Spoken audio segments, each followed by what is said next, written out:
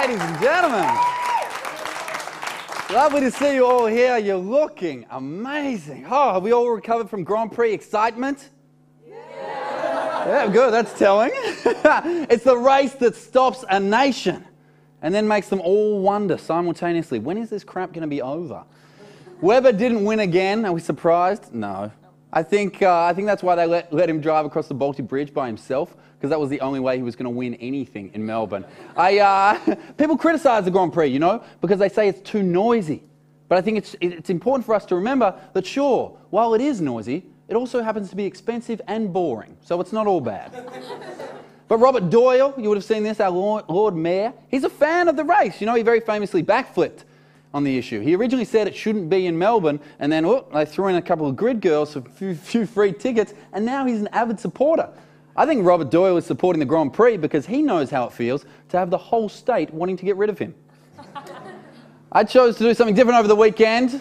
I headed down to Cranbourne, oh God, and I got an air horn and I let it off over and over and over and over. Sure, it was noisy and I was surrounded by bogans shouting. It's what I like to call my Grand Prix on a budget. On the other end of the environment scale, it was Earth Hour over the weekend. Did we know this? Yes. One enthusiastic contributor, I like you, madam. Yes, correct, move on. It's good. It was Earth Hour. I love Earth Hour, right? I love it so much that I tweeted about the whole thing live and had the coverage showing on every screen in my house. I even went out and hired projectors and bought them in just to show it off. Here at Channel 31, we turned off the power for a couple of seconds. Had nothing to do with Earth Hour, just one of the students hit the wrong button. Ironically, that blackness rated so well, we're thinking about bringing it back next week. Tony Abbott now, he came under controversy this week. I'm sure you would have seen this. He spoke out at his anti-carbon tax protest, which he instigated, right? He spoke in front of placards that said, "Ditch the witch," and another one that referred to our Prime Minister, Julia Gillard, as a bitch. Now, he didn't apologise for his actions, right? But I don't know why anyone is surprised by this. After all, saying sorry has never been high on the Liberal Party's agenda. But the protests were attended nationwide by Pauline Hanson, Angry Anderson, and two people, one that held a sign saying "Illegals stay, Aussies pay," and another that said "No multiculturalism, assimilate and integrate." Yet when Tony addressed the crowd, he referred to these people as fine Australians. Tony, they're not fine Australians.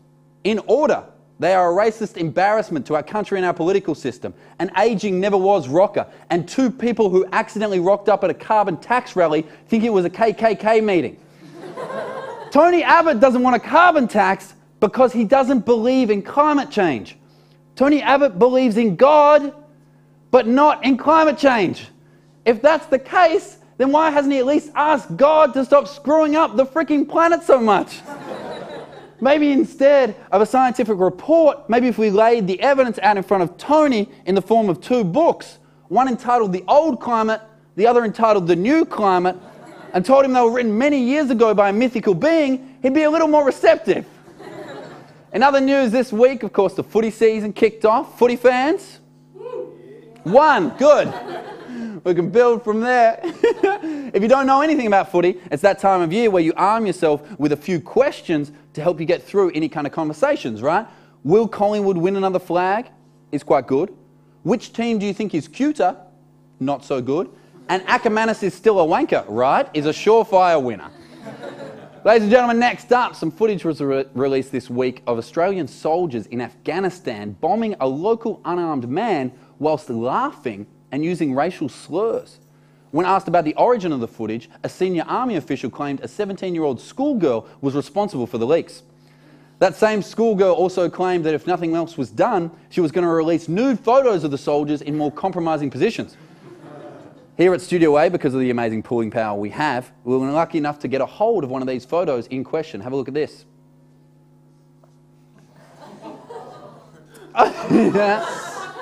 Some people say a groan is as good as a laugh, but usually those people aren't very good comedians.